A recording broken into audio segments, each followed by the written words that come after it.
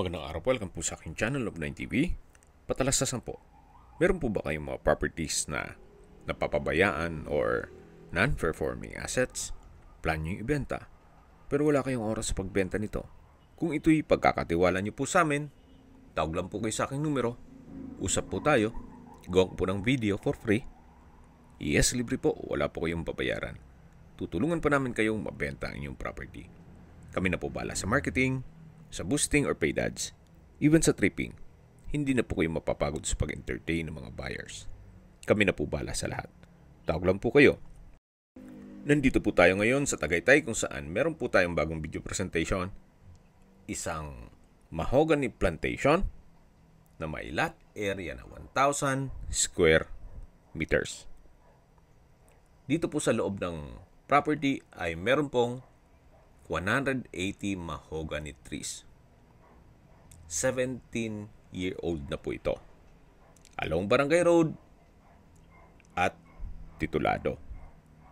Buhay po ang may-ari, kaya wala po kayong maging problema sa documentation o sa transfer ng title. May access na rin po dito ng tubig, kuryente at internet provider dito sa area. Magpapakonect lang po kayo. At ang kagandahan pa po dito, ito pong property ay napakalapit lang sa Tagaytay Bypass Road. Ito po yung nasa mataas na lugar. Ang estimated elevation above sea level ay 1,820 feet. Kaya flood-free area. Patag na patag po ang lupa.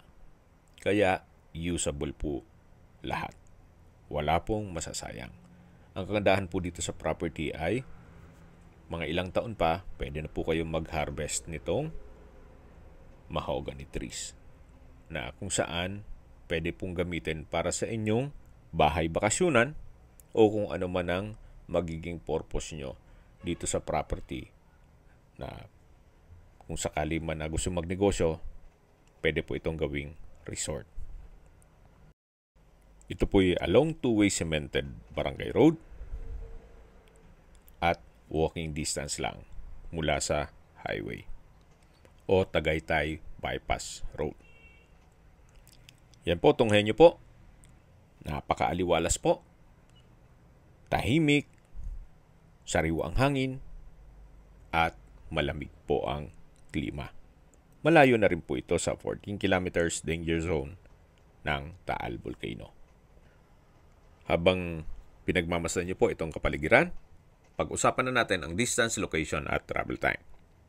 Mula po sa Tagaytay Bypass Road, ang distance is 150 meters or ilang steps lang po papunta dito sa property.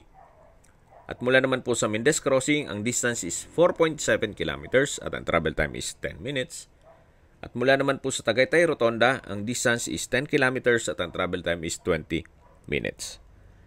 Kompleto na po doon gaya ng malls, hotels, restaurants, banks, schools, church, at hospital.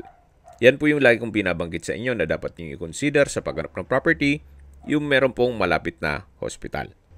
Hindi ko naman po sinasabing sakitin kayo. Yan naman po for emergency purpose lang naman.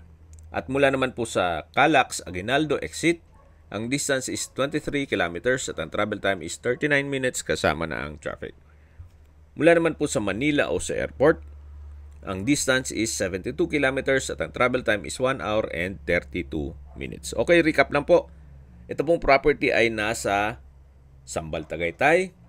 May lot area po ito na 1,000 square meters at ito po'y titulado. Dito po sa loob ng property ay meron pong 180 mahogany trees na 17-year-old.